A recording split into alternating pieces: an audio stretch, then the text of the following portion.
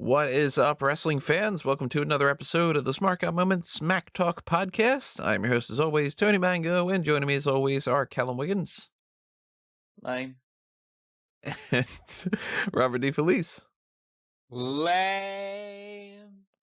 Quite a lame podcast coming your way. Not from our content side of things, but the topic that what we're going to be discussing, the Hall of Lame.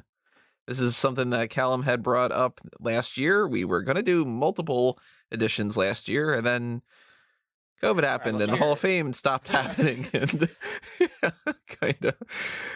So, essentially, Paul Heyman SmackDown happened, and I got distracted. So, well, I mean, we were going to do one that's basically the one that we're doing today, last year, around the Hall of Fame. And they didn't have it. So we were like, well, there goes that. And then, of course, everything went completely haywire with the way that the pandemic went. So then the weeks leading up to that were just madness. And we've got the time to actually do it today before the madness kicks in. So we're doing the second edition. Say 2020 definitely inducted into the Hall of Fame.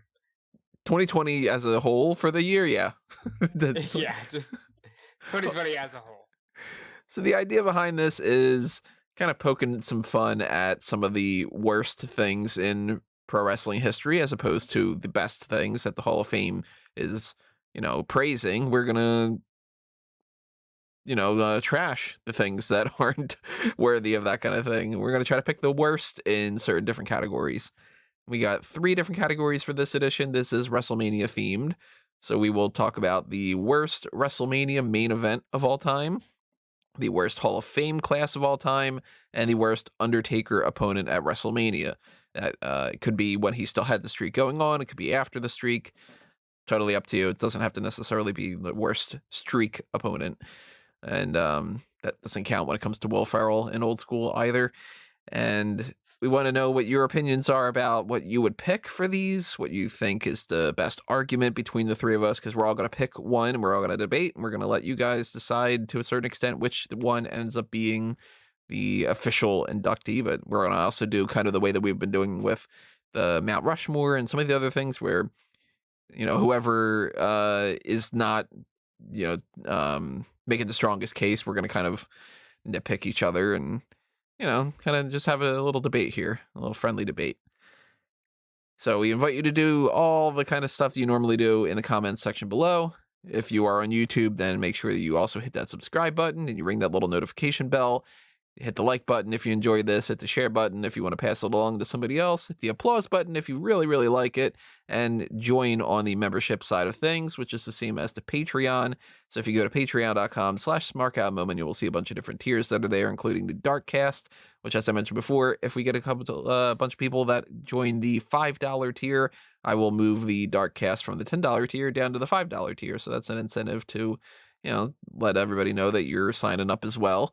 And the Pick Your Poison tier is something where you can make sure that you request something. So if you, were really missing this last year and you really wanted us to do it even in the middle of August, we could have done it in addition to this if you would have taken advantage of the Pick Your Poison. So keep that in mind if there is something that you're waiting for and we haven't gotten around to doing.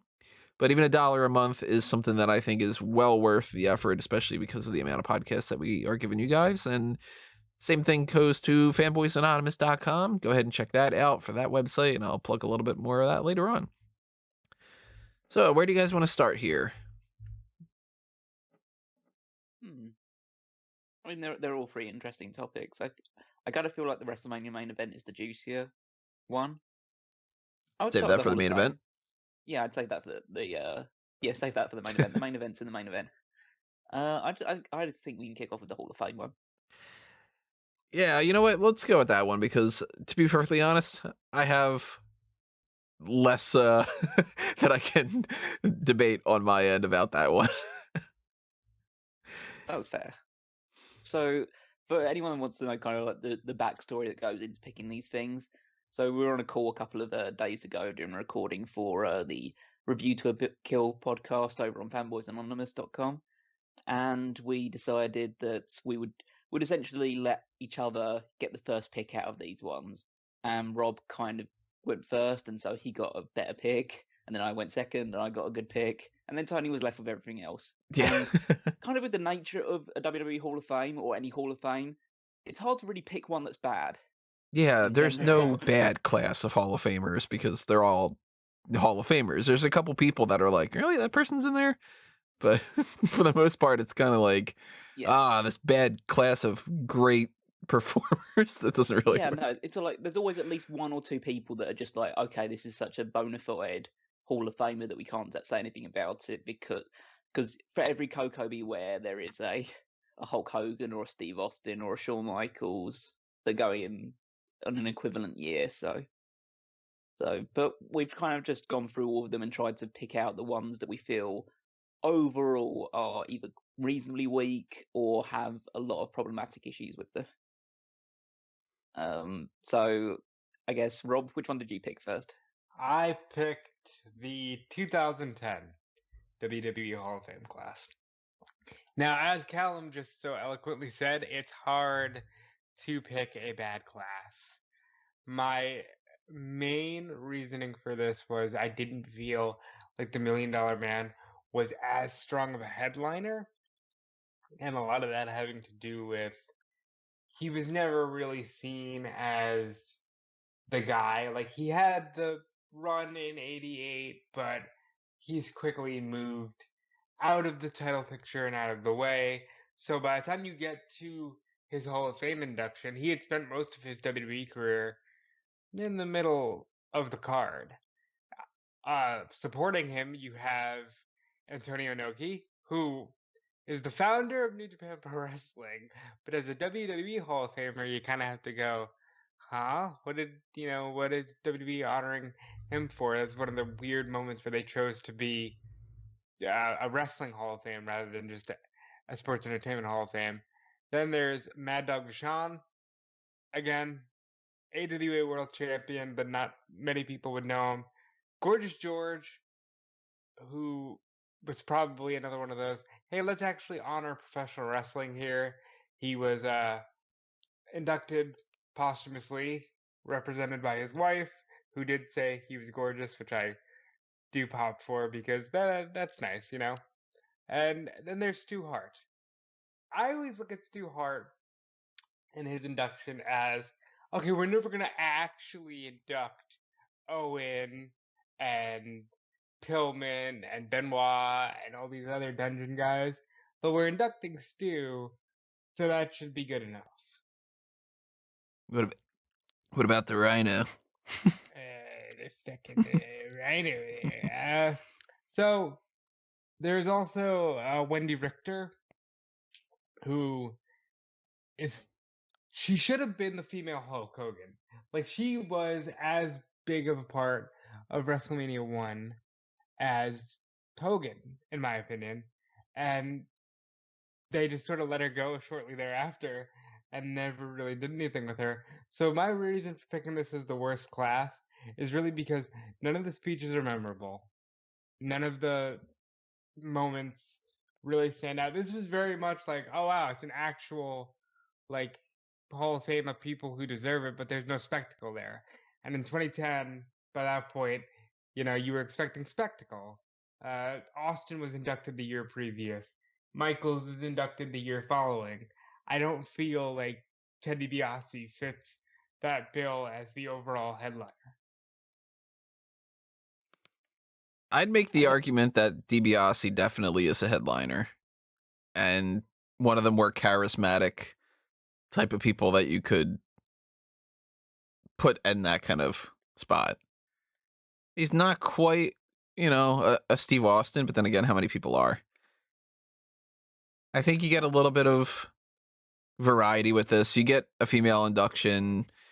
You get the representation from the past with Stu and Gorgeous George, and you got some outside influence with Inoki. You got Bob Uecker. Oh yes, I think didn't that's a great mention it. celebrity induction. I will fully admit this. My choosing this was largely based off of I remember feeling underwhelmed when the class was announced. Full disclosure, I was 17 years old. So I probably wasn't as big on the past in wrestling as I am today, because as I look at it now, it's one of the better, even if there's less fanfare, it's one of the better actual groups of people. But I did feel underwhelmed, and that was my initial reasoning for picking this.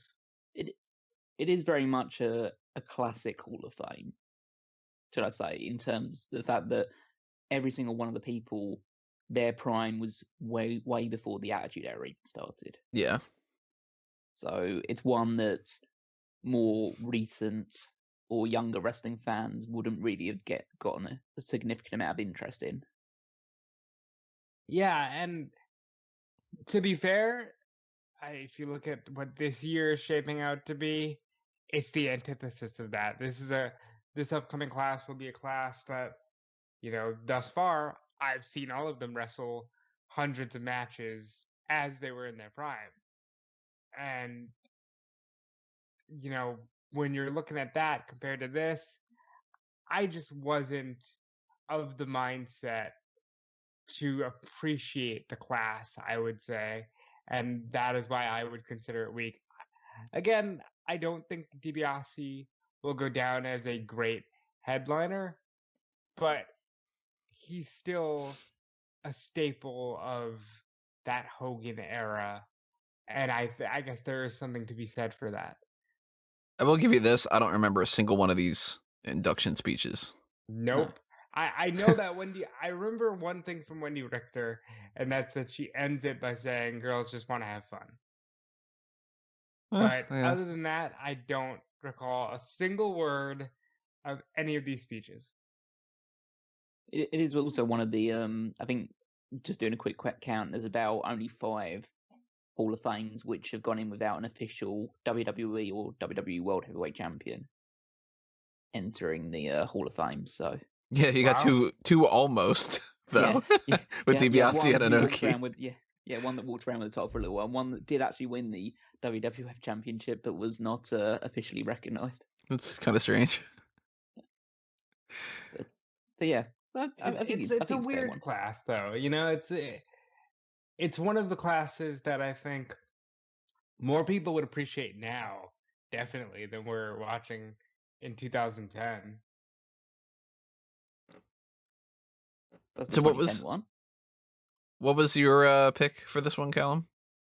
My pick is the class of 2014, which I am titling as my debate essay. Do you guys know how big a piece of shit the Ultimate Warrior was? Oh, this will be good. So I have to say that the only reason that I have picked this one, actually, there are a few reasons, but there are very, very few opportunities that I really get on a podcast to really just delve into just the awfulness and disgustingness of this human being that is that actually named himself officially Warrior. He is. I mean, there are problematic individuals in the WWE Hall of Fame, and Tony's going to be talking about one of them in his one as well. But it's just it's embarrassing. It's embarrassing that, first of all, he's in that Hall of Fame.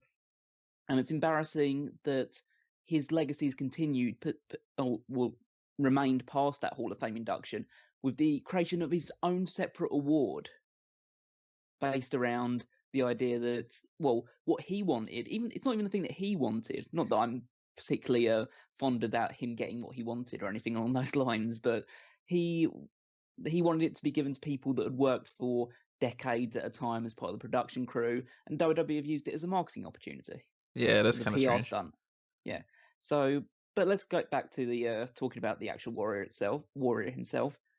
Where do I start?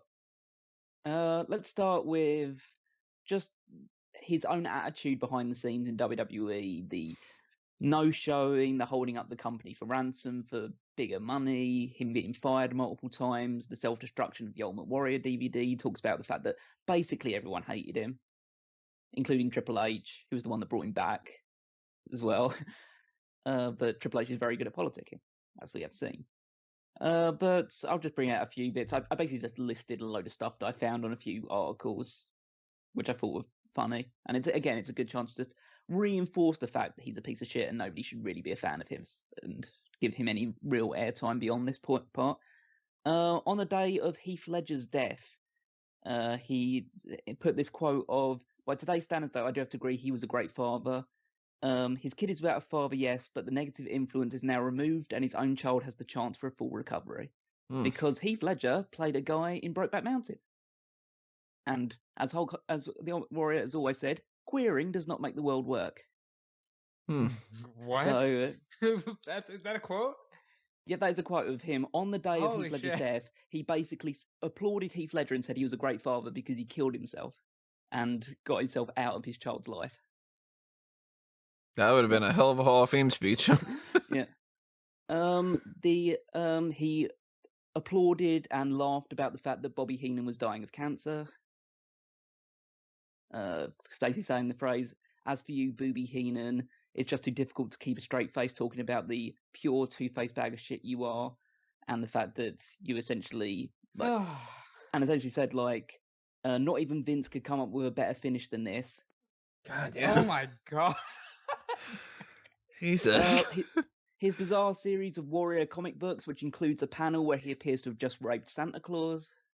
What? Look it up; it's real.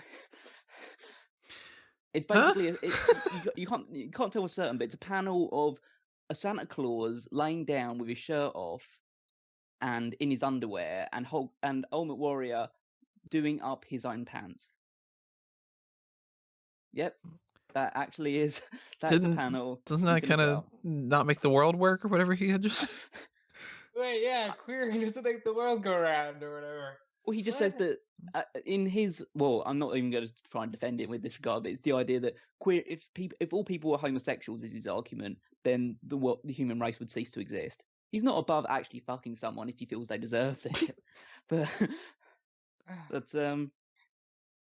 him releasing a Warrior workout exercise regime, which actually had no exercises in the kit, just 75 minutes of him shouting motivations to exercise. And with also a 10-page foundational essay. On the following Hurricane Katrina, he talks about the fact that essentially New Orleans, because of the conditions that they lived in and the way they lived their lives, the hurricane was almost a good thing because it gets them a chance to restart. It says it gets to see now how unorganized, unclean, and dysfunctionally they lived beforehand. He was very, I guess, forthright with the idea that why does Martin Luther King have a day named after him when George Washington doesn't? And he talks about the fact that Martin Luther King basically stole a load of essays and slept around, and so why is he revered as a hero? Man, I'm gonna have no argument for the 90s. Here's a line that here's something from one of his lines from his career as a after dinner speaker, or basically just like a public speaker at this point. One of the premises that I put forward in my speech, this is the Ultimate Warrior speaking, not me, is that the fundamental difference between the ideological sides is thinking versus feeling. The most enlivening emotional outburst erupted when homosexuals were offended by my use of the word queer. One guy without his husband and two physically repulsive butch dykes slurping on one another's tongues on the front row had a real hard time cozying up to my principled heterosexual obstinacy. So in an act of pure selfish pleasure, the guy got himself physically thrown out by the masculine security guard, unmistakably loving every single masochistic manhandled moment of it. And the dykes, well, they ran out screaming and yelling like speared wild boars, and I was a homophobe for making my remarks. Rumour has it they decided to exit more because I was not getting stimulated by watching their poorly performed two night crawlers in Heat act. This guy... I just want to say that yes, even though Ted DiBiase reportedly has stolen some money under the guise of religion. We had IRS for that, didn't he? Yeah. The Ultimate Warrior. What the fuck? Oh my god, just truthity, huh? But let me put it this way as well. I know obviously I use this mainly as a platform just to say how bad Ultimate Warrior is. But yeah, Rob just shared the photo of the in the chat of the Ultimate Warrior post-raping Santa Claus. But let's just talk about the rest of this class as well, because let's put it this way: Jake the Snake Roberts and Scott Hall are two very problematic individuals who have been redeemed in the past, obviously due to the fact that they've overcome their demons to an extent in Hall's case, but I don't think that it should be completely overlooked what they did to themselves and to others just because in the past 5 or 10 years they've reformed. It's still problematic in that regards, but again, I don't want to take away from them for recovering from alcoholism, which is obviously a terrible disease, and drug addiction. But it's also a case of like, well, this is like three of the most problematic individuals in WWE history going in one Hall of Fame at the same time. And then that brings me on to Mr. T, who gives the most bizarre, rambling, over the top. But that's great. That Hall of Fame speech is so amazingly bad. It's so worth it. I mean, it does fall into the so bad it's good category, so I'll give it that. But it is just awful when it takes so long and you just won't stop, and they're trying to get him off, like one of those Oscar speeches that overruns. They couldn't play music over the top of his one. Legend has it he's still going today. Let's also not forget the fact that Mr. T was again loathed behind the scenes during his time when he was involved in wrestling because he thought that he was above it. And he showed up late for WrestleMania, and he was desperate to be involved in the one that get the pinfall in the finish because he felt that he couldn't be, because he was a quote unquote real TV tough guy. He couldn't be seen as being as weak or being weaker or any way perceived weaker than the actual wrestlers themselves.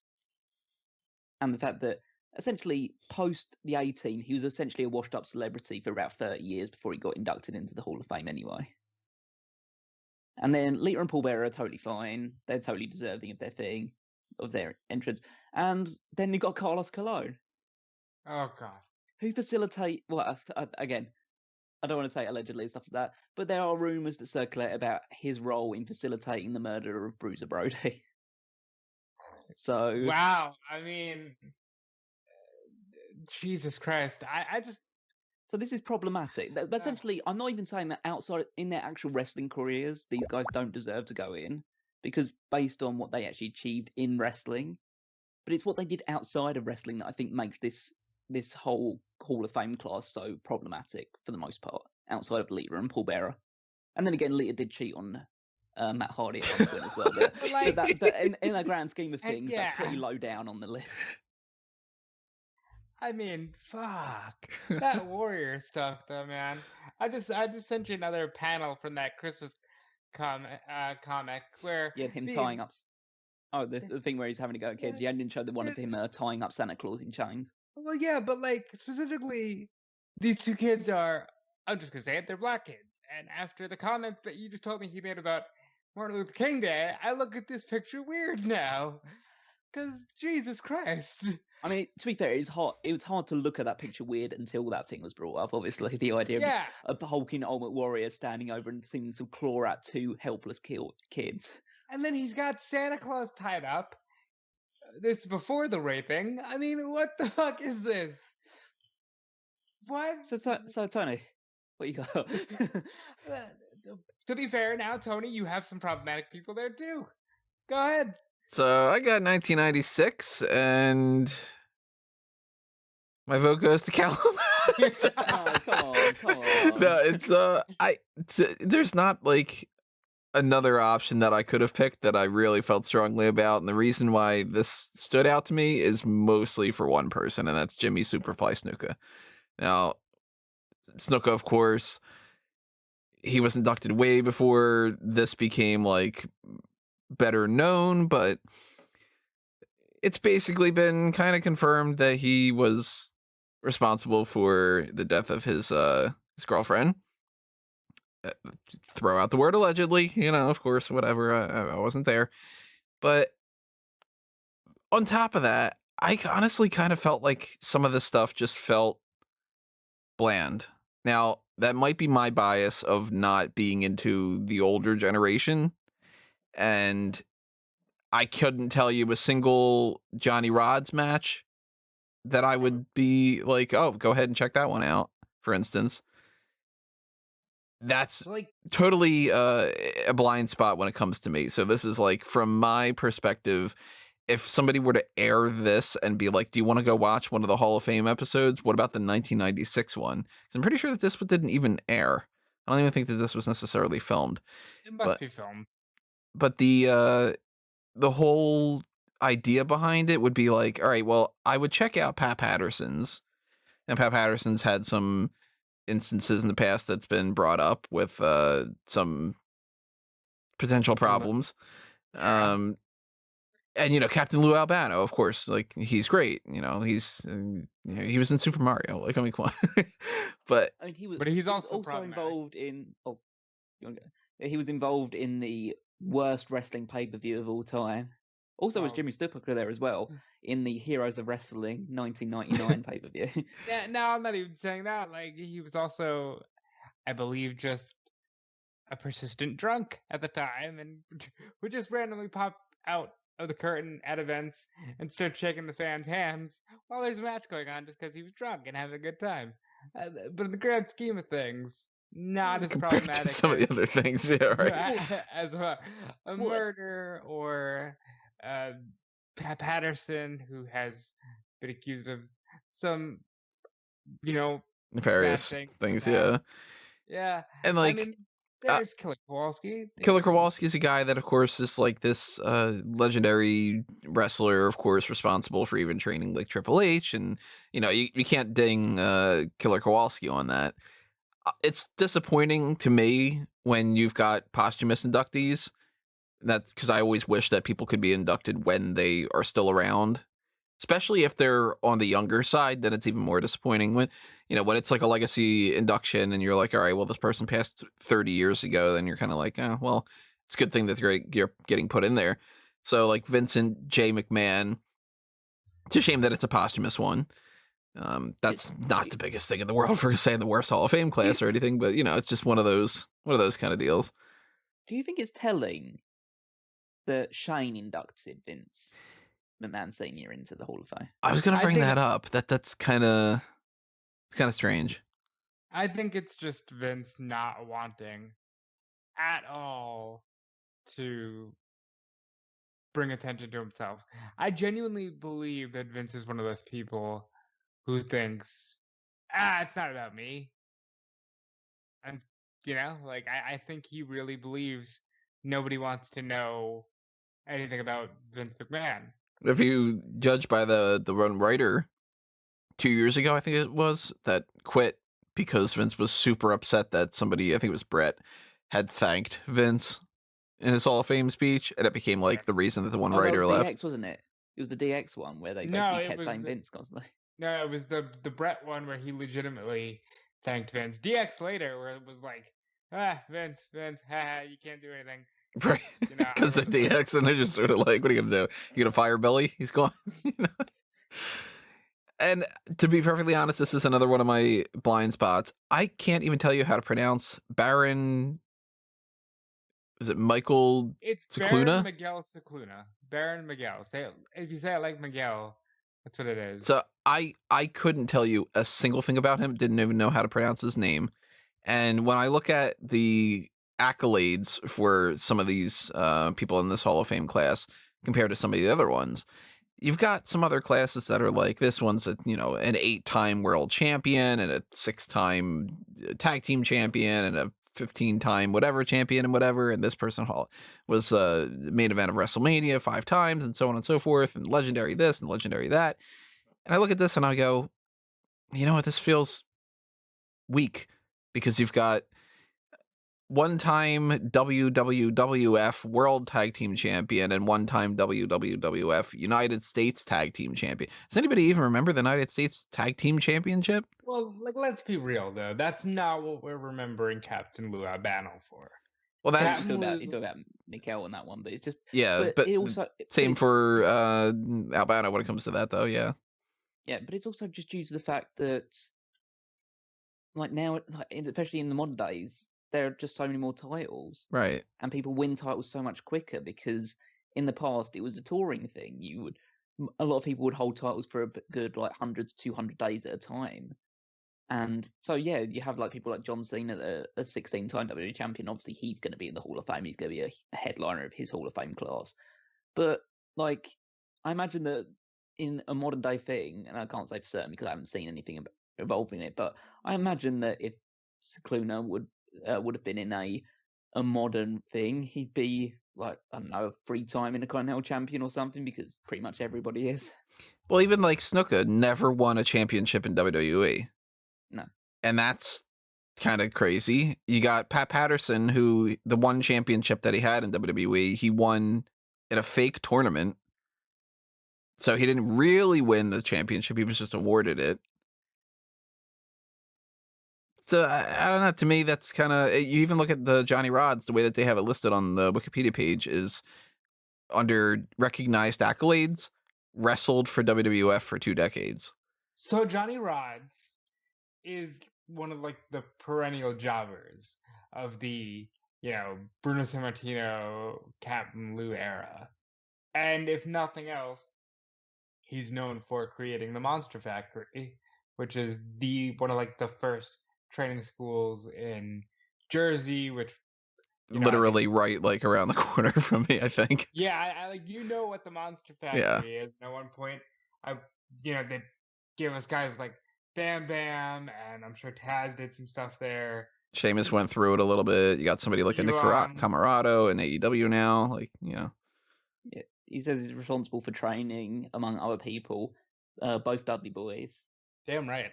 Tommy Dreamer, Bill DeMott, Matt Striker, Big Cass, Taz, and probably most famously of all, Vince Russo. Oh, and Damien Demento. Oh. And I'm sure countless others and everything. But like, when I'm thinking of a Hall of Fame class, I tend to think, how many people towards the very top can we put in there? And I don't tend to think jobbers as much. Now, that's not saying that jobbers shouldn't be, because jobbers do play a part in pro wrestling, and they are, I mean, Coco Beware's in this Hall of Fame, and he never won a championship either. And the people tend to use Coco Beware as one of those things, but popular character, whatever. And if you were to put like, I don't know, like Santino Marella, like he won a couple championships, but he was largely a comedic jobber type of character. And yeah, Santino should definitely go in the Hall of Fame.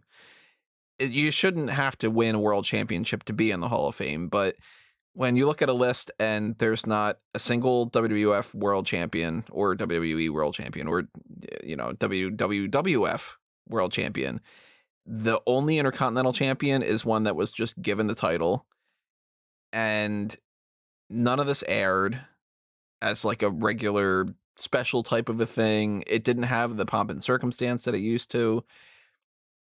So I'm gonna be down on it when it comes to just, this is before it became fun.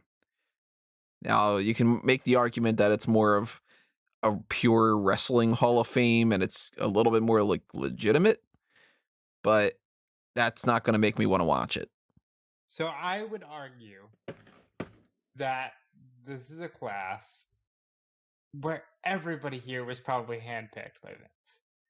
Pat Patterson, Vince Sr., Kowalski, Johnny Rods, Snuka, Captain Lou, Scicluna, and then there's the Valiant Brothers. Oh, that's right. You've mentioned them, but I don't have anything to, talk about when it comes to Johnny Valiant, who was not only one of the Valiant Brothers, but like a manager in the WWF, and I believe went to military school with Vince. And then there's, Jimmy Valiant, and that's Vince's favorite act of all time. So I would not be surprised if he just was like, nope, we're putting all these guys in. Fun fact about this one as well, it's the last one until the 2004 Hall of Fame, which is when they start doing them yearly during WrestleMania week. And I think if you're looking at this list, the headliner is Snuka.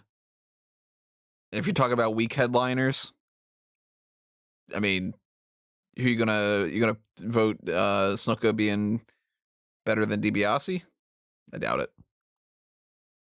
I think in modern times, people would revert to Patterson as the headliner. Right. Patterson's probably the headliner that day too. What if he's saying? Oh, I'm sure he did. So push Alright, comes to so- shove if we're going to pick for something other than ourselves, because that's how we got to do this, because if not, then it'll be like, I pick for mine, and then whatever, that kind of thing. I mean, my God, we're not Cow. arguing about the Ultimate Warrior. Yeah, you can. Okay, look, Jake the Snake, problematic, sure. He once said he wanted to give Bray Wyatt a gum job. Weird, different thing entirely. But Scott Hall, one of my favorite wrestlers of all time, problematic as fuck.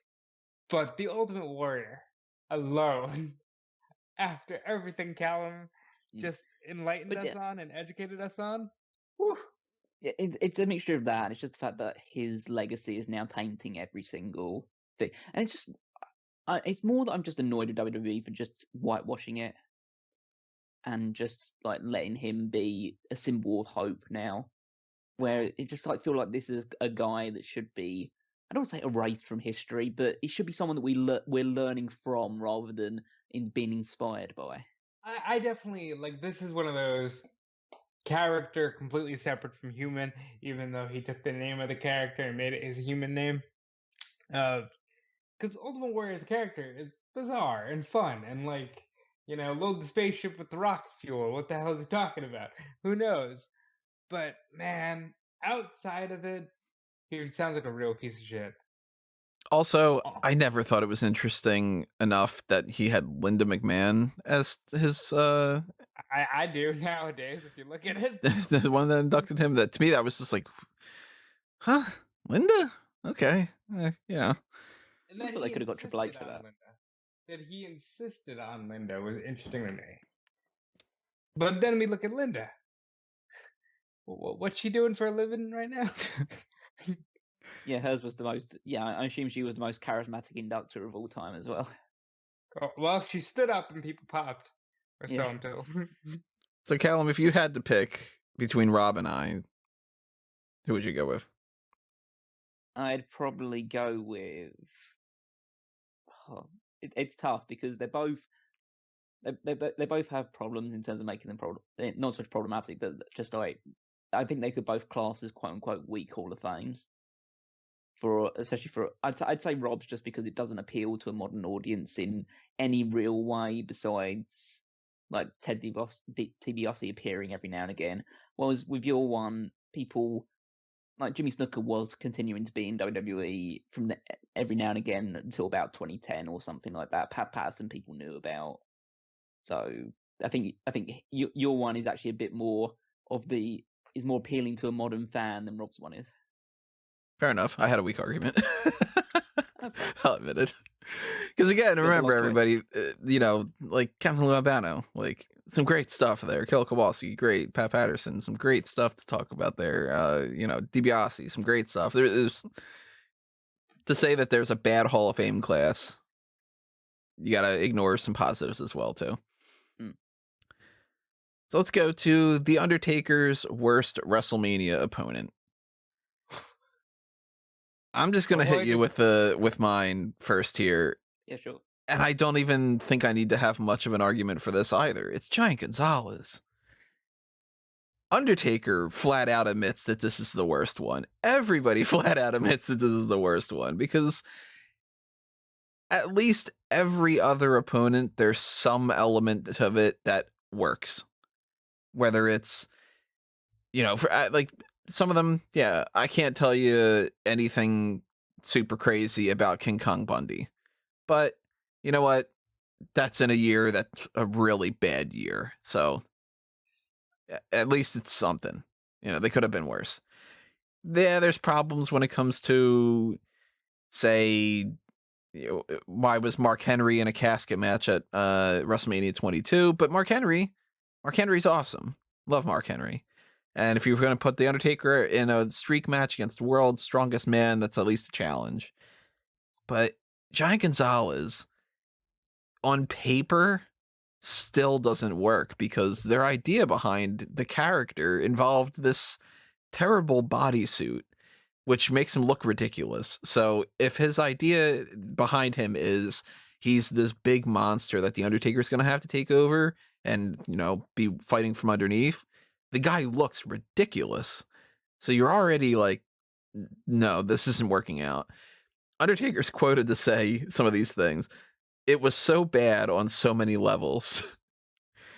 I got a taste of Giant Gonzalez when we were in WCW together. I think that might have been another reason that I left WCW, because they were trying to get me to program down there. Fur patches, oh my, that was the worst. Hideous. It was so bad on so many levels. That whole thing took years off my career. I would be in much better shape now if I had skipped that one program. As physically demanding as it was twice the mental strain, because you got Brett's there, now Yoko is there, all these guys are going out and having great matches, and you obviously want to be mentioned in the same breath as those guys, and it was just not possible. It was survival every night, just trying to figure out what he could do. And at that time, I didn't sell a lot and bump around, but man, I was flopping and just trying to make chicken salad out of chicken crap. It did help me, and it prepared me later on to be able to work with people, but I still sometimes wake up with cold sweats. It is an atrocious match. There's no redeeming quality to it. It goes on way longer than it should, and it's only 7.5 minutes. And it doesn't even end with Undertaker properly beating him. It's a disqualification. Undertaker's out in the bright lights and sunshine of Caesar's Palace. So there's no dark and mysterious Undertaker entrance. He just comes out with the crow stuff. This is terrible. And it's only his third one. So if this would have been as bad going forward, we never would have gotten the streak. See, that is bad. Although I do want to say that's his first special entrance, because he's got the, what is it, a pelican or whatever? And it's also the two prior people that he had fought are Snuka and Roberts. They were, I mean, Snuka wasn't a top tier, Hulk Hogan type, but he was a legend at that point, and Jake Roberts was a legend at that point, and Gonzalez was just a gimmick. So if the whole thing revolved around this match, and this match was so bad, the whole thing crumbles. Fair enough. Fair point. It's a good argument. I'm not gonna lie. All right. Callum, you want to go? Yep, sure. So I picked one of the people that Tony already mentioned, which is Mark Henry.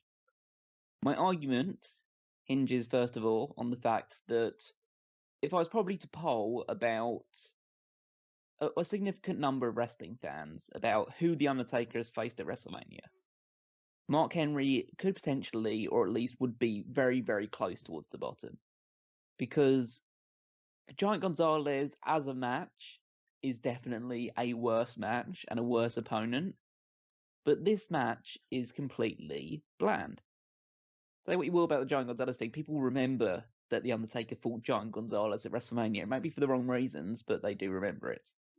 This one is just a blink and I say blink and you miss it. It goes on for like 9 minutes and nothing happens. Like, it just, like, they just go around throughout it. It's just Mark Henry powering the Undertaker and doing stuff for a little while. Undertaker hitting old school. It's basically Undertaker going through the motions at WrestleMania, which is just not what you want to see at all. Like, his entrance for this, in terms of quote unquote modern WrestleManias, is probably the weakest, because it's just him coming to the ring like you would normally do for an episode of SmackDown or something like that. So it shows that they had no interest in doing it. The Undertaker had no interest in doing it because he wanted to face Kurt Angle at WrestleMania 22. He would have dropped it to him too. Yeah, he would have dropped the streak to the Kurt Angle. He said that he would have done that. But he instead faced him at No Way Out. This whole feud only lasted a month in terms of... so essentially it started because Mark Henry cost The Undertaker a World Championship match against Kurt Angle on an episode of SmackDown. And then they built up for the next month. For some reason, it became a casket match. I assume initially, before I even went back and rewatched it, I assumed that the reason they made it a casket match is because Undertaker couldn't get Mark Henry up for a tombstone. Turns out he could, and he actually hit a tombstone on Mark Henry in this match. There are two impressive things in this match: him hitting the tombstone on Mark Henry, and him doing the dive over the casket. And the dive is always impressive, and I'm not going to deny that whatsoever. But essentially, it's just two guys struggling over things. the casket match has really, really bad aesthetics in terms of you have to spend a good portion of the match with guys just being pushed towards the ropes, and they have to be inside the casket, and you just punching them in the casket for a little while. It just makes things really dull. It's like a tables match where you're stalling over the table constantly. So it really just it was the modern equivalent of these old school Undertaker Monster of the Month matches in an era where he should be delivering much more and people were expecting a lot more. So the crowd is pretty much dead throughout the entire thing. Yeah, I mean that's pretty much the whole thing. Undertaker wins, but it's just one of those ones that that happened, that sort of match, rather than being in any way really memorable or outstanding. This is Mark Henry about 5 years before he actually got That's pushed crazy. towards the main event scene. So this is just Mark Henry being like somebody who's more protected than he was at the start of his career, but is just a guy on the roster facing the Undertaker because the Undertaker had nothing better to do. And I think the overall sad thing about it is that it's the Undertaker match at WrestleMania, and in recent years we've come to expect that the Undertaker match at WrestleMania is one of the special attraction matches, and it's completely lost in the shuffle in a card that includes Triple H versus John Cena in the main event, has one of the best women's title matches in WrestleMania history in Mickie James and Trish Stratus. It has that triple threat match for the World Heavyweight Championship, Shawn Michaels versus Vince McMahon. This match is actually sandwiched between Vince McMahon and Shawn Michaels and the women's title match. Just to be, this is the worst match out of those three, and one of those matches involves Vince McMahon. It's just, I just think that it's really, really forgettable, and that's probably one of the biggest indictments you could have of an Undertaker match at WrestleMania. I think what's interesting about both of your choices and mine, which I'm going to get to right now, is it really features Dragon Slayer Undertaker. And even though he spent so much of his career doing the Dragon Slayer bit, he was so good at the end and having the epic wrestling match that I think people forget that's like 5 to 10% of his entire career, as opposed to everything else, which was just, plotting and slow, and in my case, includes A-Train and the fucking Big Show in a handicap match during what is the greatest WrestleMania of all time. My match is Undertaker against A-Train Big Show in a handicap match. Because, you know why it's a handicap match? Because we couldn't get Nathan Jones good enough to have a tag team wrestling match, which would have also been a shitty streak match, but he wasn't even good enough for that. So this match features Undertaker, who, by the way, is the worst version of The Undertaker. He's big, evil, booger red. Oh, I'm such a tough guy. I wait for people in the parking lot. Look at me. I hate this Undertaker. If you've listened to any of the Paul Heyman SmackDown podcasts, you've heard me say this ad nauseum. I hate this Undertaker. I hate that A-Train is on the streak. Because say what you want about Matt Bloom, great trainer. Big Show probably was enough. You probably could have just run a Big Show match here, and that would have been enough if you were so insistent. Nathan Jones does a run-in and misses his moves. I hate this. And the thing is, this is the one match that features Undertaker not in a single, and it's after two of Undertaker actually having really good wrestling matches with Triple H at WrestleMania 17, which is just a fun, brawling spectacle, and it's two of the top dogs in the company. And Ric Flair, the year prior, was such a fun wrestling match. It was Undertaker actually saying, "Hey, I can wrestle, I can do this, I can have, I can work."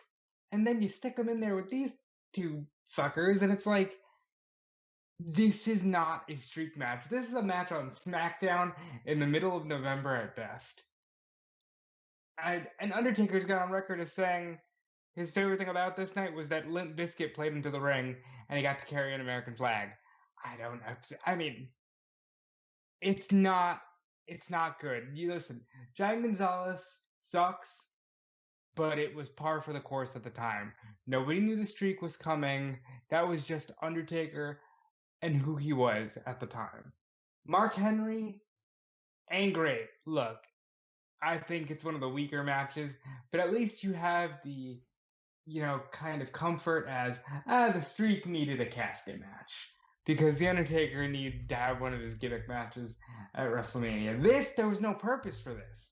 There's so much else you could have done here. Undertaker, Brock Lesnar, Undertaker, Vince McMahon, anybody. Like, really, you could have put him against anybody on that SmackDown roster. Benoit. Even, you could have gotten another one out of him with Angle. You could have gotten something out of him with the Guerreros or anything. You could have had him turn heel and beat the shit out of Rey Mysterio and then have a great match. And you give us the Big Show, who is not feeling himself just yet, and A-Train, who is trying to convince the world that he's a train maybe 15 years before Braun Strowman. I mean, there's nothing good I can say about this. This is the worst of the, let's put the Undertaker against the big man because he's Undertaker matches. I will say Undertaker versus Gonzalez gets the lowest of the three on the Meltzer rating, if that counts too.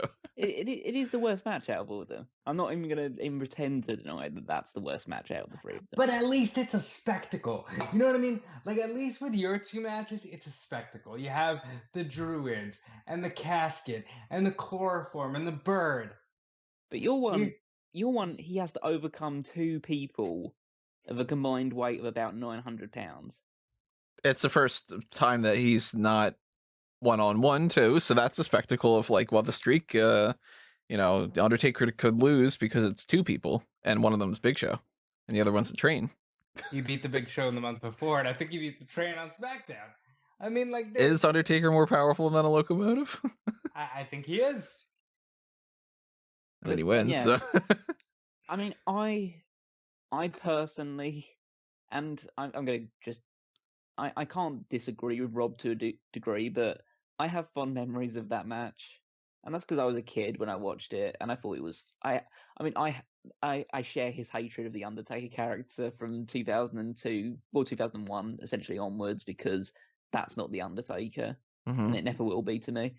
But same here. I do find myself enjoying that match, and maybe it's because I was enjoying the Big Show at that point in time because he was actually being treated like a monster on SmackDown.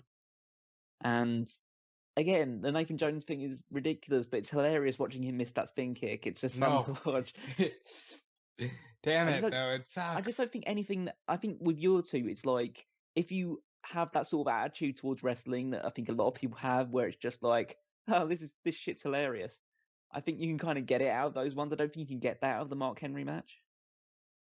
I'll say I've never seen either the Mark Henry match or the A-Train and Big Show match. Stay tuned to this Sunday when we do a live watch-along. Yeah, this Sunday we're gonna watch WrestleMania. Now, are you? We're gonna watch WrestleMania 19 on around noon Eastern, a live watch along on the podcast. So everybody, stay tuned for that. And if you subscribed and you ring that little notification bell, you'll get the email alert of when we go live. I'll have a little ticker on the screen as well, where you'll be able to sync up your network if the network works. In that, so I'm interested to see that. And if I had to pick between one of your two instead of my own, I'd probably say fundamentally A-Train and Big Show in a handicap match doesn't appeal to me as much as Mark Henry in a casket match. That's fair enough.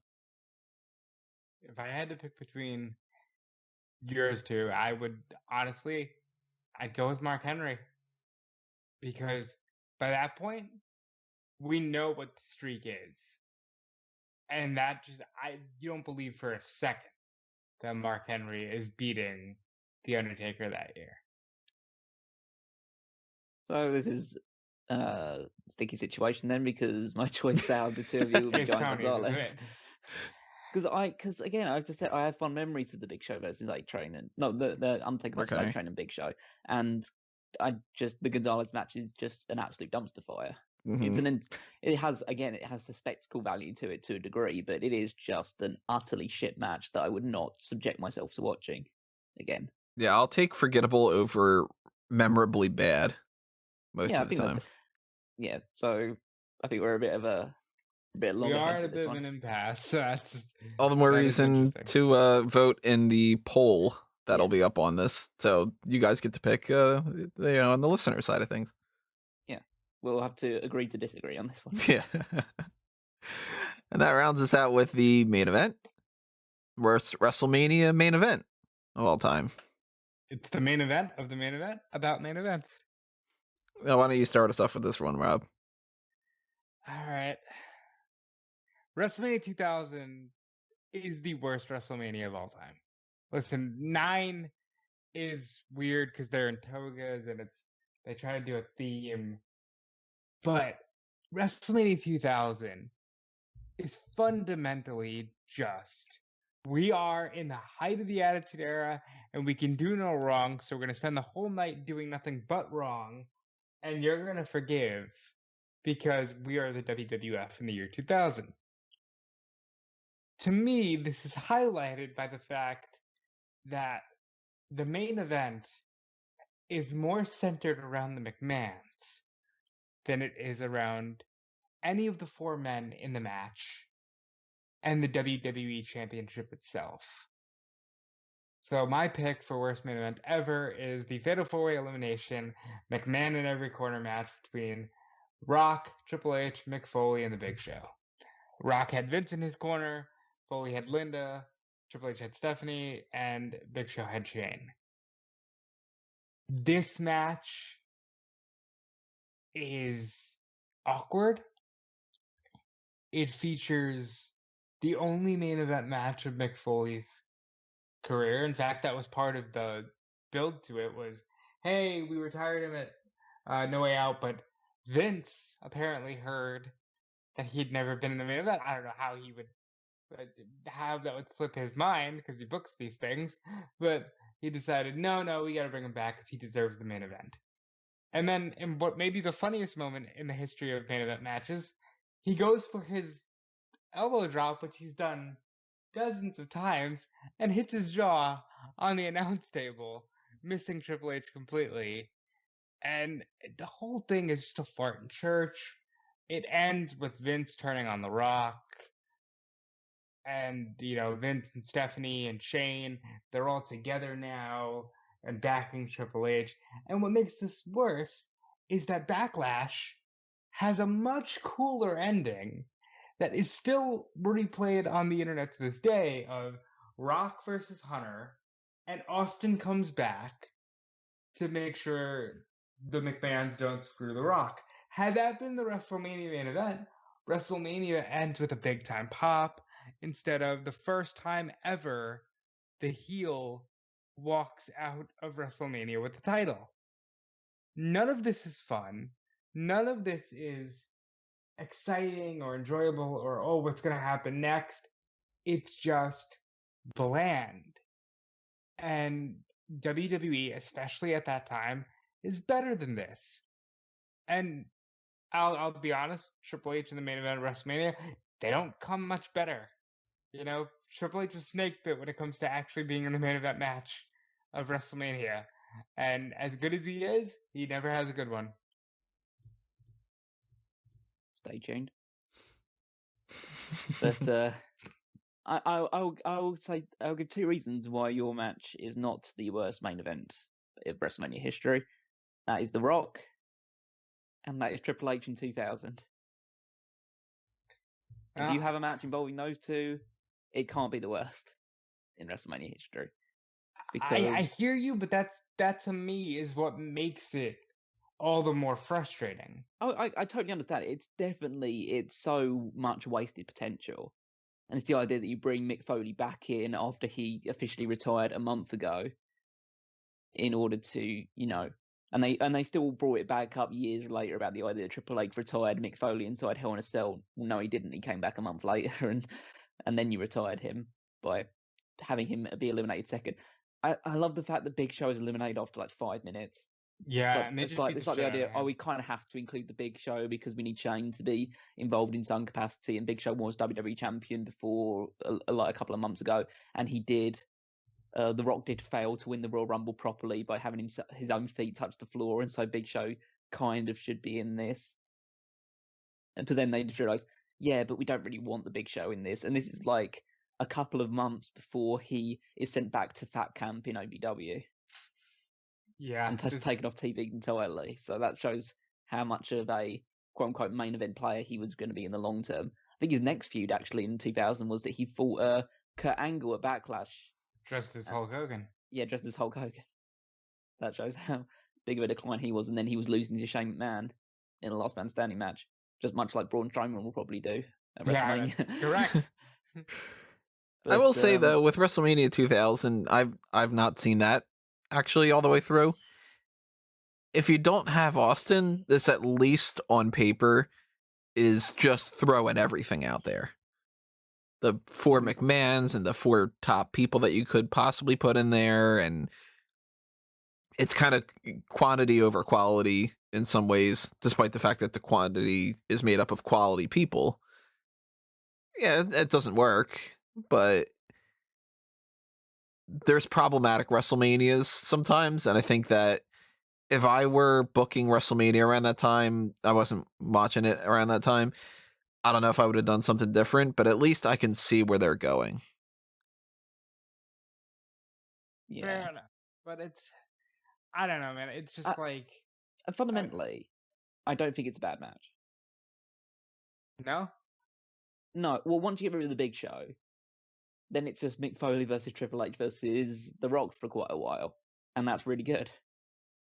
I think when it drops off again when it's the singles match, because then they're just like going through the motions a little bit until the disappointing heel turn at the end of it that everyone could, I guess, kind of see coming. Also, this is the first ever, I don't know if you mentioned this already, but the first ever WrestleMania main event where the heel Yeah, you brought wins it the up. title. Yeah, and which I'm not against. I don't believe that WrestleMania has to have a happy ending. But are you But surprised it was Triple H that was the first one to do it? at that point, yes, because we cannot use the excuse of he's his son-in-law. It does No. give you a for the first time ever, though. Which they do like. Yeah, so, yeah. I don't know. It's indicative of we don't have Austin, so what are we gonna do? And I think that that's an insult to The Rock and Triple H, who were more than capable of holding their own, and they proved that at Backlash. So, Callum, what's your pick? Let's fast forward 16 years later, and some things change and some things stay the same, which is that, well, there's a lot of change in WWE in those 16 years, but who's still on top and who's still holding the WWE Championship? It's Triple H.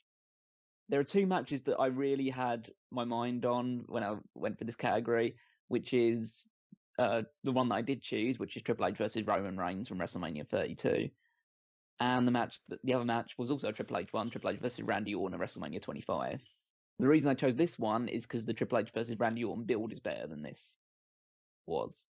Because a lot of this build was built around the fact that essentially they were playing...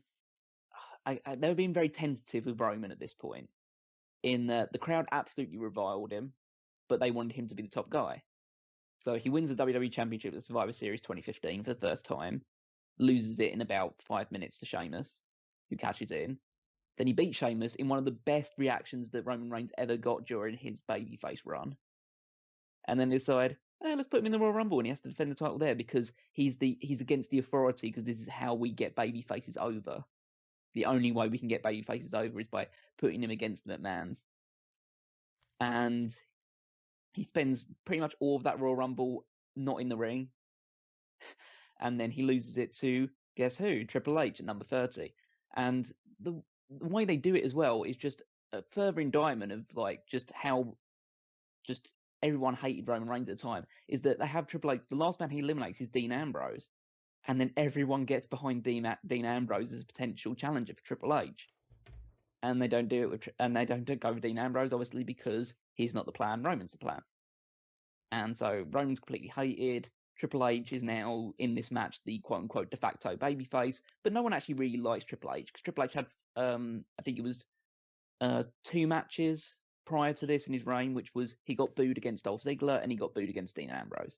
So Triple H is the heel against everyone except Roman Reigns. And you know what that leads up to? A WrestleMania where basically the crowd doesn't care about anybody.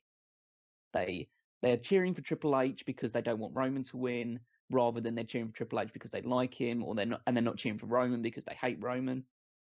This is in front of 90,000 people. Imagine watching, and I actually went back and watched this match in preparation for it. Imagine watching a crowd of 90,000 plus people just sitting on their hands, just staring at the ring, occasionally just ironically cheering when Triple H hip tosses him over the top rope or something along those lines, or perks up for 1 second after Roman Reigns spears him through the barricade, and then literally they cheer for like, or they cheer, or at least they react for like 5 seconds, and then it's dead silent for the rest of the time.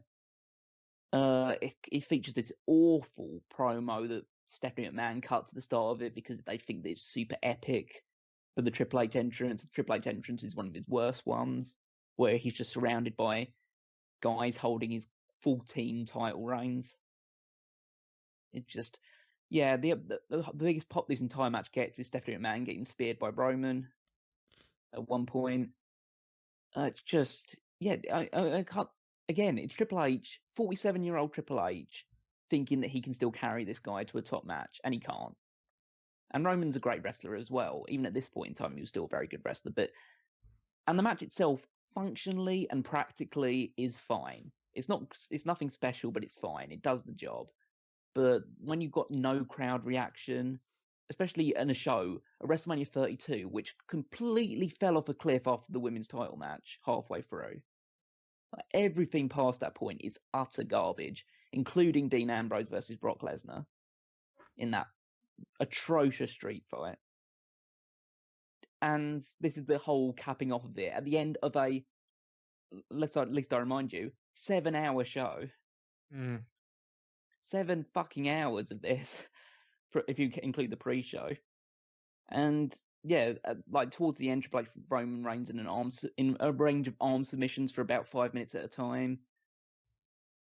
Yeah, this is just a total slap in the face of the fans. They didn't want to see Roman Reigns in the main event, and they were over Triple H in the main event as well. Definitely over him being in WWE Championship picture. And I think that I know what my argument is going to be against what Tony brings to the table, so I'll wait for him to actually say it before he does it. But yeah, I just think that this is a boring, laborious match that nobody wanted as the main event of WrestleMania 32. I do want to say it's similar to mine in that Austin got hurt and Taker got hurt, so definitely plans were askew. WrestleMania 32 may be the most snake bit WrestleMania outside of the COVID one, because they had plans to sell over 100,000 seats. They were going to do Undertaker versus Sting. They were going to do Rock versus Triple H. The planned card for that was Undertaker versus Sting, Rock versus Triple H, Cena versus Roman, and like that alone sounds so much better than what we actually got. So I give them credit for, dealing with that as best they could. But yeah, Remember that this year. This was the first main event that I actually saw people get up and walk out. People were walking out as soon as that match was starting because nobody thought for a second that Triple H was walking out as champion. It was just a means to an end. Yeah. And nobody wanted to see Roman Reigns win the title either. Maybe a very small contingent of the audience, but the very vocal members of the crowd clearly didn't want him to win. And it just adds to the sadness surrounding it in the fact that WrestleMania 30 and WrestleMania 31 featured 2 of the greatest endings to WrestleMania ever. And then you followed it up with this. And there's a reason why people think that WrestleMania 32 is utter crap, and there's a lot of reasons to it, but this match in particular is just the cherry on top of that shit cake. All right. A rotten cherry, should I say? A rotten cherry, should I say? So, Tony, go ahead. You mentioned 7-hour show that leads up to what that ends up being. WrestleMania 34 is, I think, 7 hours, maybe even a little bit longer than that. It's somewhere in that range. Here's the matches that were leading up to the match that I picked. Matt Hardy wins a pre-show battle royal by last beating Baron Corbin. Do you remember that being a great thing? That lead anywhere? It did lead to Matt Hardy and Bray Wyatt winning the tag titles. Which was garbage, and then they lost it to, what, the B team? Yep. I think. Yep. Cedric Alexander beats Mustafa Ali for the Cruiserweight Championship. Great match. Nothing bad about that one. Naomi wins the WrestleMania Women's Battle Royal. I'm pretty sure that this is the year that we had the Fabulous Moolah controversy. Yep. And doesn't matter at all because Naomi, they just completely forget about winning this right afterward. Rollins beats The Miz and Finn Balor in a triple threat match. Yeah, okay, cool. That's good. That was good. Charlotte is ready for Asuka and beats her, retains the title. That's problematic in many ways. Jinder Mahal beats Randy Orton, Rusev, and Bobby Roode for the United States Championship. Yeah, that might be the worst thing that's happened here. Kurt Angle and Ronda Rousey beat Triple H and Stephanie McMahon. Good match. That match is fun. That's really cool. We get a completely just effortless triple threat for the SmackDown tag team titles between the Bludgeon Brothers, the Usos, and the New Day, where they didn't try. They were just like, I don't know, throw them all together. But it's only 5 minutes long, so you can't even say that it's like a good back and forth or whatever. You get that Undertaker and John Cena match. That's 2.5 minutes long. That's garbage. Daniel Bryan and Shane McMahon beat Kevin Owens and Sami Zayn. That's fun. Nia Jax beats Alexa Bliss for the Women's Championship for Raw.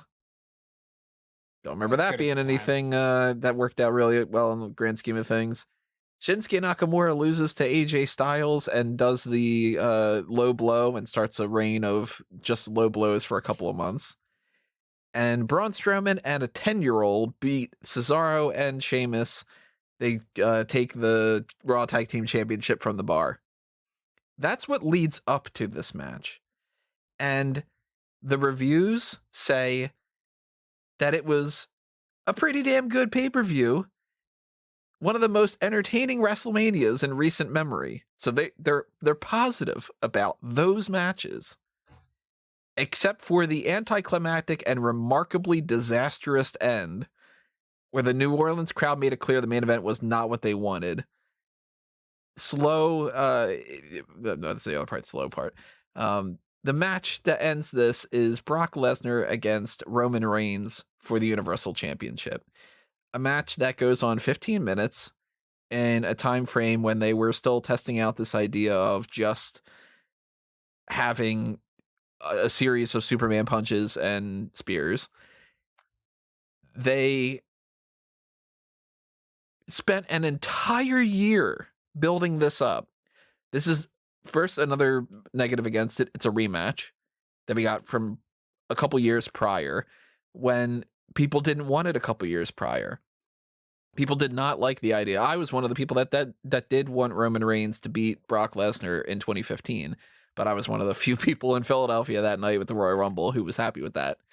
And they needed an emergency plan with the Money in the Bank to save that and make that a better moment. And they didn't learn their lesson because a couple years later, they just go, damn it, we're doing it again. And the problem with the Triple H and Roman Reigns thing, Callum mentions, you've got a crowd that does not want Roman Reigns. And they say, we're going to spend an entire year building up Brock Lesnar so that Roman can be the guy that beats him. And damn it, they'll accept it by then. And they don't.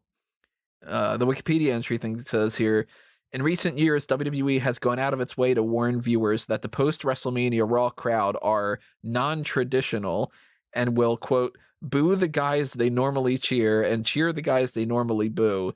This announcement was repeated after WrestleMania 34. Critics pointed out the crowd cheered wrestlers regardless of whether they were baby faces or heels, and that on this night they cheered everyone WWE wanted them to cheer, with one exception, Roman Reigns. Meltzer, about this match, says the crowd seemed to react more to beach balls in the crowd and didn't even pop for Reigns' kickouts. He felt the match was done for sympathy for Reigns when it was over, to make him a babyface as they concentrated on showing him all beaten up. You've got Joshua Needleman that says the event was one of the most entertaining, and all the other kind of stuff about the remarkably disastrous ending for everything like that. Wade Keller of Pro Wrestling Torch says the main event was a disaster. The tired and disinterested crowd booed Reigns and chanted CM Punk, boring, and this is awful. Troy L. Smith of Cleveland.com said, in my mind, Lesnar Reigns is one of the worst, the 4 worst WrestleMania main events ever, based on build, execution, and immediate aftermath. Comparing it to the 4 other events, I don't know what the other one was. Smith concluded that the WrestleMania 34 main event was indeed the worst of them all, due to the utter disdain it produced, where there was never a more disinterested crowd for a WrestleMania main event, worst match of the night, and the rest of it was pretty great for most of its 7 hours. So if that's pretty great is the quality of some of those other ones, and this is a disaster in comparison, one of the main reasons why is because of that whole year-long build. You know, I keep going back. The Undertaker shouldn't have lost to Brock Lesnar at WrestleMania, and it sets us on this dangerous path where you take a guy like a Kevin Owens, who was Universal Champion, and they could have done something with because he's great, and they sacrifice him for Goldberg, just so Goldberg can lose to Brock Lesnar, so he can hold it for an entire year, so that way Roman Reigns is the guy that beats him. Nobody wants to see it. Nobody cares. And he loses. So an entire year and a Goldberg reign and a Kevin Owens reign is utterly worthless because Roman loses. I think, and realistically, if I just had picked Taker and Roman, which arguably could be on this list, we could just tell a 3-year story arc where it's the horrible booking of Roman Reigns. This was them at their most stubborn, at their most pig-headed. You know, no, this is gonna work. We're gonna get this guy over. Part of the issue with the 32 match that Callum mentioned and the match that you're mentioning, more so for your match, Tony, they weren't stubborn enough to just give it to Roman. They would have this moment of like, oh, well, you know, they don't want it, and we can't have them boo our top champion.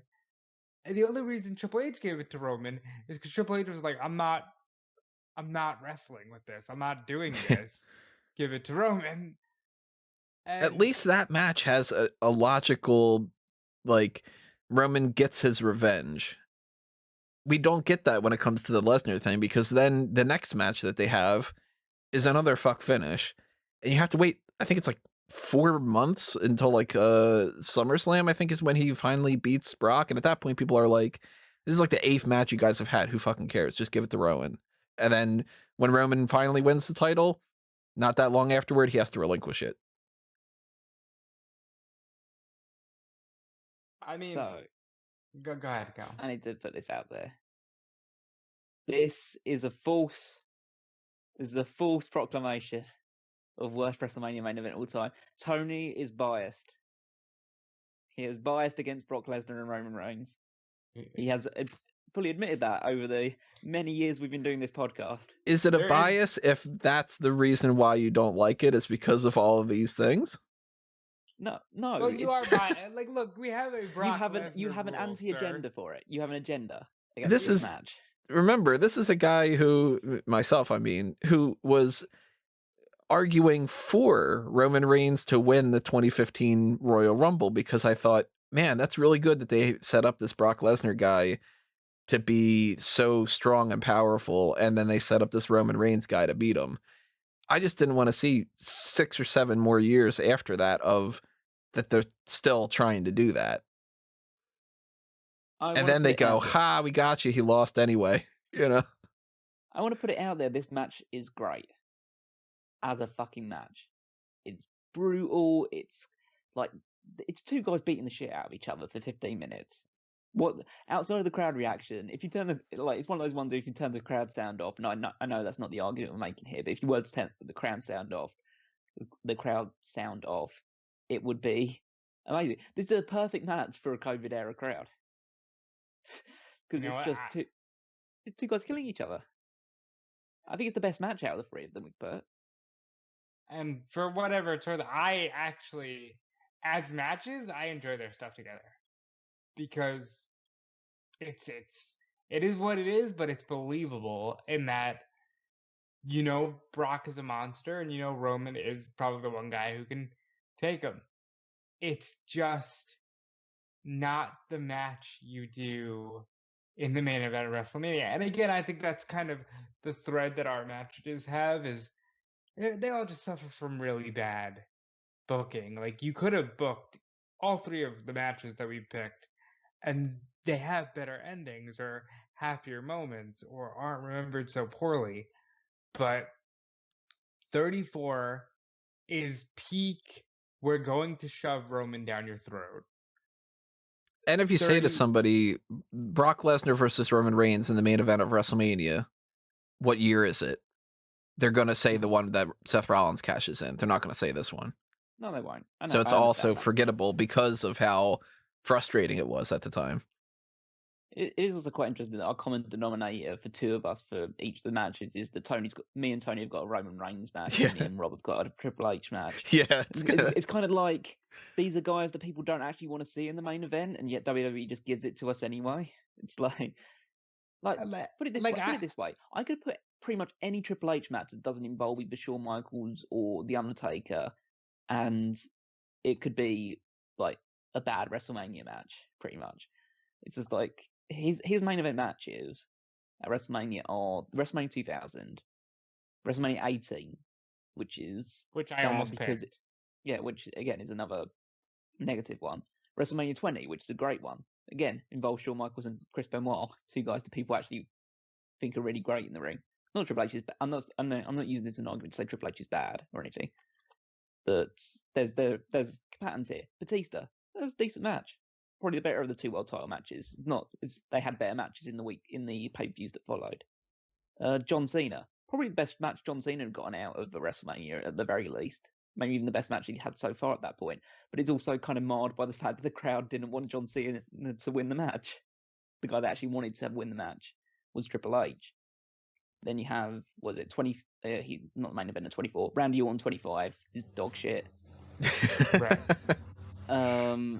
Yeah, it's just I was so close to picking that match, but then his next main event after that is the Roman Reigns one. I think because I think he's wise enough to stay out of the main event up until that point. But and Roman's ones are very problematic as well. Like the Brock Lesnar match is saved by the fact that Seth Rollins cashes in. Although it was a good match, it's saved by the Rollins cash in. This one, the one that I mentioned, like just zero crowd reaction. The one that Tony's mentioned, the crowd were actively against the match in pretty much all capacities. So I'm interested to see, like, based on what we can kind of infer from what's happening, it's unlikely that we're going to have that kind of reaction for 37. Because he's actually now he's actually going to get cheered to the ring because it took a heel turn to get to the point where he's going to get cheered. Yeah, exactly. And then that's going to throw off all the dynamics too. Yeah, but yeah, I think, and there are multiple choices we could have picked for this. There are a bevy of bad WrestleMania main events. Like we stuck didn't mainly even say to Hulk Hogan taking the title from Yokozuna, and we could have. Yeah, I almost picked that. Sid. I almost picked Undertaker Sid. Hogan Sid. Yeah, Hogan Sid as well. I almost said Undertaker Sid because could have said the first main event because it's just a tag team match with no title on the line or anything. Hogan against Bundy. Yeah, Hogan and Bundy's not great. Hogan against Andre, as much as the Slam is a shitty match. And Savage DiBiase, for whatever it's worth, Hogan's a heel that night, man. Like, Hogan's a heel. DiBiase I've should said have this. won. It's my mind to I think Hogan was a heel his entire career, and yet he just got cheered for it at some point. He never behaved like a babyface. Now, speaking on the babyface side of things, the previous year, WrestleMania 33, Undertaker loses to Roman Reigns. Mm. And Roman, the night afterward, is getting booed out of the building like nothing else and just says, "It's my yard now." And everybody was like, "Oh, they're going to go with the heel turn? That's going to be great." Nope. Imagine if they would have had WrestleMania 34, they do this whole idea. I mean, I still wouldn't have wanted Brock Lesnar holding the championship for an entire year and never really defending the title, and them basically saying, we're going to put it on him on 33 and wait until next year, like an entire 12 months to get to a certain point. But imagine at the very least, Lesnar and Roman have their match, and the crowd is super annoyed, and Paul Heyman turns on Brock Lesnar, and Roman Reigns turns heel and wins the title, and that's how they do it. At least that would get people talking. And at least they might pop for it.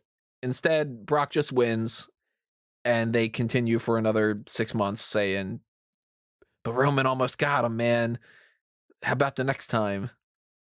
The booking is absolutely atrocious, and I think there's no argument for the booking. The match itself, leading up to the end, might not be awful. I don't even remember. But the crowd, of course, wasn't into it if they're playing with a beach ball and chanting CM Punk. Oh no, of course they weren't. And then the ending makes it all worthless. And to be fair, now, yes, they've given the crowd some shitty matches, but these crowds, more and more and more, have gotten so self-centered and so like, oh, we're gonna steal the show by being so I don't even know the word you want to use. Shitty. I'm gonna use the word shitty because I hate them. I hate the WrestleMania weekend crowds. It's what if I had to choose an event to have crowds at, it probably wouldn't be Mania because of the way these crowds have been lately. And yeah, I do think that there was a mindset of it doesn't matter what they do with Roman, we're just gonna shit on it because we don't like Roman. Had there been a crowd last year for Roman and Goldberg, would have been awful. People would have booted out of the building. And this year, of course, like we said, he's going to get cheered because now he's a heel. So, hey, they're excited. But, I don't like the crowds. No. I'm just thinking of like other matches we could have put forward to because we haven't even mentioned the fact that there's one WrestleMania main event that didn't. Well, one of the participants wasn't even a wrestler. Lawrence Taylor versus Bam Bigelow. But look, of the celebrity matches, that one's good. It's They put in the decent work. match. Yeah, but it's also making me thinking that are like the majority of WrestleMania main events just lackluster, or at the very least lackluster, and if not just utterly terrible. It's kind of like the Undertaker match at WrestleMania. We have this narrative built up in our minds that they're all great. Most of them aren't. But at least back in the day, like you can argue Hogan Andre's shit, Hogan Bundy, the first one. You can even say anything you want about like Hogan Slaughter or Hogan Warrior, but at least that's carrying nothing but star power. But I think probably time we come to a conclusion with these ones. Then see what we got. Vote for mine. I mean, out of the two of them, I'm voting for your one over Yeah. Rob's because I think WrestleMania 2000 is not that bad of a match. It's one of the best matches on that show, and it's again, Which is like you said, it's one of the worst WrestleManias of all time, and I would not disagree with him with that assessment. I just think with the star power that you have going into that match, and the fact the crowd, and to be fair, in our two matches, the crowd completely shit all over it and made, no matter how good the match was, it made it terrible. At least in that one, the crowd was into it. I'll give you that. So I've got to give it to Tony over Rob's one. And in that way, I'm between your two. I'm going with Callum's because, hey, look, people stuck around to see Brock Lesnar and Roman Reigns. They just straight up left the building for Roman Reigns and Triple H. And so, and I also say in my defense of my one, it is twice as long as your one is, Tony. Between yours and Rob's, I'd go with yours, Callum. At least the WrestleMania 2001 on paper has more going for it than just, well, this is when Roman Reigns gets his payback, kind of a thing. Yeah, I think it comes down to R2. R2 are very close to go just due to the fact that it's just a main event that nobody wanted to see. Whereas it's probably not the main event that people wanted to see in 2000, but they could get behind it because at least they had the 2 participants in it that they expected to have. So between the 8 people involved, there's a hell of a lot of star power. Yeah. That's for sure. Oh yeah, it's yeah, and in Raw ones, it's just a case of they're star power, but it's like the worst possible stars you could put in that at that particular time. Worst possible timing. So those are our entries for this. We're going to have a poll up on the website where you guys will be able to actually pick whether or not you agree or disagree, and you can kind of dictate what the winner is for the one that we didn't end up coming to a consensus on. Yeah, any other kind of things we're wrapping up here when it comes to this? Before we get into like plugs and stuff? I do enjoy these. These are a lot of fun to discuss and openly debate. And as much as it sucks when we have lame things, I enjoy that we can at least look back and say there's a right way to do it, and then there's an utterly atrocious way to do it. And as we've seen, they've done it atrociously several times over. The landscape of professional wrestling opens itself up constantly to some of the absolute best things that you can enjoy in terms of just pure entertainment, and some of the absolute worst things that you can involve as well. And I think it's better that we use a platform like this to kind of revel and look at it back in a light-hearted way, rather than just get angry and frustrated about it, which is kind of hard to do when it's happening on a week-to-week basis. Let's see what happens when it comes to WrestleMania this year. Yeah, nowadays. I mean, yeah, the initial response to WrestleMania, but then maybe, I don't know, 2 or 3 years down the line, we can just look back and go, that was stupid. And that's kind of what we're doing with these stuff as well. Although the Triple H Roman Reigns stuff does still annoy me. Unless you're Lesnar Reigns, and I'm just like, it shouldn't have happened. Like, just kind of like, I wasted so much of my life. Which is literally like, here's what I said on the podcast 3 years ago, and I'm just going to repeat it. Here's what I said 3 years ago, and here's more of a reason, because I have more ammo now. That kind of thing. It's like, when you see like a movie like a Rambo thing, and the character's just shooting some kind of semi-automatic for like 40 minutes, and you're like, yeah, there's no way he didn't reload that. Kind of. Every year goes by. Tony's got more ammo now for that? Jesus God, let it go, Tony. So yeah, that's a Hall of Lame episode 2. Again, leave your comments below. Tell us your thoughts on our picks and what, if you would have picked something different for this. I'd love to hear some arguments for people that, like for even the ones that we were thinking about picking, like Yoko versus Hogan for the WrestleMania main event, or, one of the Undertaker opponents at WrestleMania that wasn't all that great or whatever. Like if you want to argue for King Kong Bundy or whatever it might be. Drop a comment below. Tell us what your arguments would be for that. We might end up even going like, yeah, you know what? That makes a better point. I think I would pick that over mine or something. And make sure that you show some love to the whole like button and the share button and all the other kind of things you could follow on Facebook and Twitter. You can follow our personal accounts. I am at Tony Mango. Rob is at Dude Felice, and Callum is at Wigmeister14. You should also show some love over to fanboysanonymous.com. Earlier, it was mentioned by Callum, I think, that a review to a pill, really, a review to a kill podcast is going on fanboysanonymous.com, which is a look back on the James Bond series. So if you are into the 007 franchise, then go ahead and check that out. We do one of those episodes a week. We've also got movie reviews and some other different kinds of topics. So if you want to check out our thoughts on Zack Snyder's Justice League, and coming up soon, we're going to end up having some thoughts on Kong versus Godzilla, or Godzilla versus Kong. That's what it is, right? Yeah. and maybe the Invincible cartoon, and Mortal Kombat's coming up eventually, and Black Widow should be coming up, but eventually it was, of course, pushed over to July, so that's not coming until July 10th probably. But that's all happening over on the Blue Brand, so go to fanboysanonymous.com, subscribe on that channel, hit up the like button and the Patreon and all the other kind of stuff and that you do over here on Smark Moment, over in the same kind of capacity on Fanboys Anonymous. Check out what I got on eWrestling News and Bleacher Report, because I'm going to be swamped with WrestleMania stuff coming up. I think the next article I'm going to write is probably fantasy booking what I want to happen at WrestleMania with these matches. So stay tuned for that. And check out what these guys have going on as well. Callum? I want to kickstart this Review to a Pill podcast about the latest goings on in the pharmaceutical industry. Yeah, I mean, we'll get into the side effects and all the other things that go along with it. Now is involved in it.